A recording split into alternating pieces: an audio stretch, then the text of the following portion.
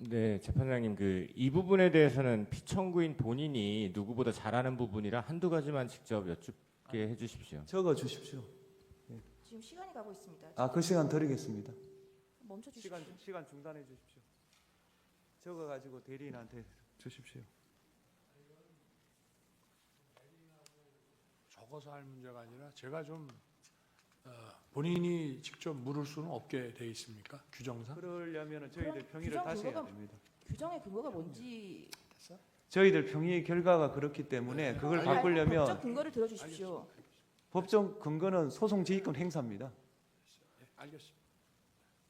법에 보면 피고인이 퇴정한 상태에서 정인신문할 수가 있고 청구인 측이 그걸 요청했습니다. 저희들이 평의를 종합해 본 결과 그거는 불공정한 재판이 될 우려가 있기 때문에 피고인은 제정하시되 다만 피청구인이 아니고 피청구인입니다.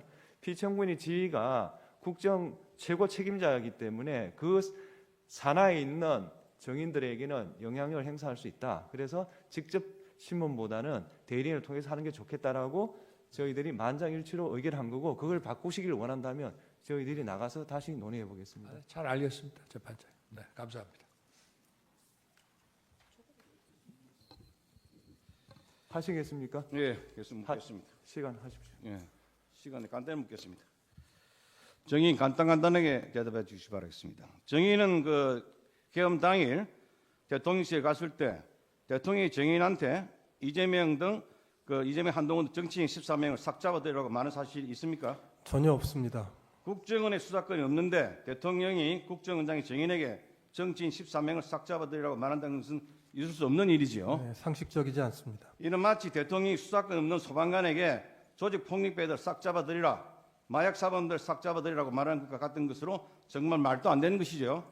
그렇습니다. 대통령은 검찰총장까지 지내신 분인데 수사권 유무를 혼동하여 이러한 지시를 한다는 것은 참으로 말이 되지 않는 것이지요. 그럴 리 없다고 생각합니다. 정치인 14명을 잡아들이려면 무슨 혐의가 있어야 잡아들일 수 있는 것이지 혐의도 없이 무조건 잡아들일 수가 없는 것이지요.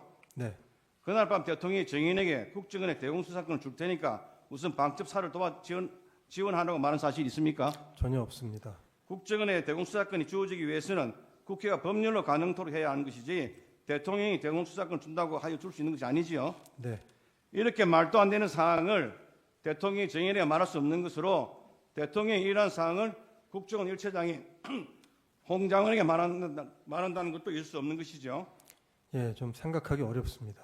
2024년 12월 3일 23시 30분경에 국정원장 집무실에서 국정원 정거지 5인이 긴급회의를 하였는데 그때는 홍 장관과 대통령, 홍 장관 여인의 간의 통화 모두 끝난 상태였습니다.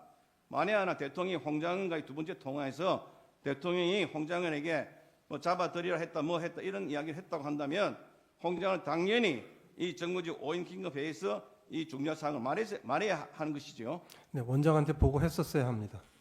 그리고 이러한 사항은 국정원장의 정인이 국내에 있는 것으로 대통령이 파간 상태에서는 대통령이 홍 장관에게 말할 사항이 아니라 국정원장이 정인에게 직접 말할 사항이지요.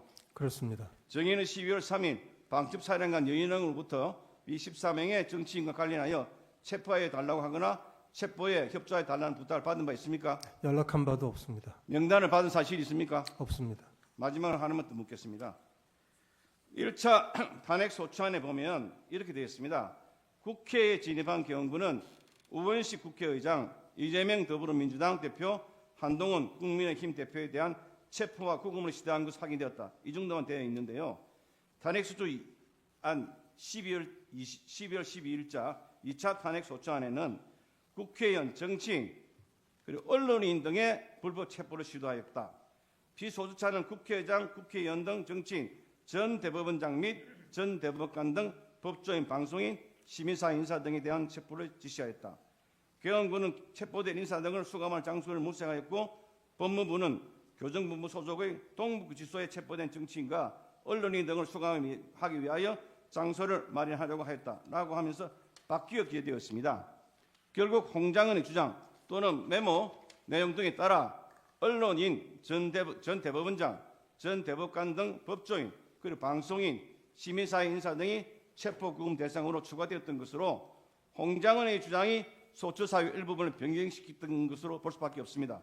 정의는 이에 대해서 어떻게 생각합니까? 제가 법 법적인 소용은 좀 부족하기 때문에 딱 부러지게 말씀드리기 좀 어렵습니다. 홍장의 공작에 따라서 나라가 흔들렸다고 생각합니까? 어떻습니까? 홍장훈 차장이 큰 영향을 미친 것은 맞습니다. 네, 이상입니다. 예, 피청구인 측에 부여한 추가 시간은 청구인 측에게도 똑같이 부여하겠습니다.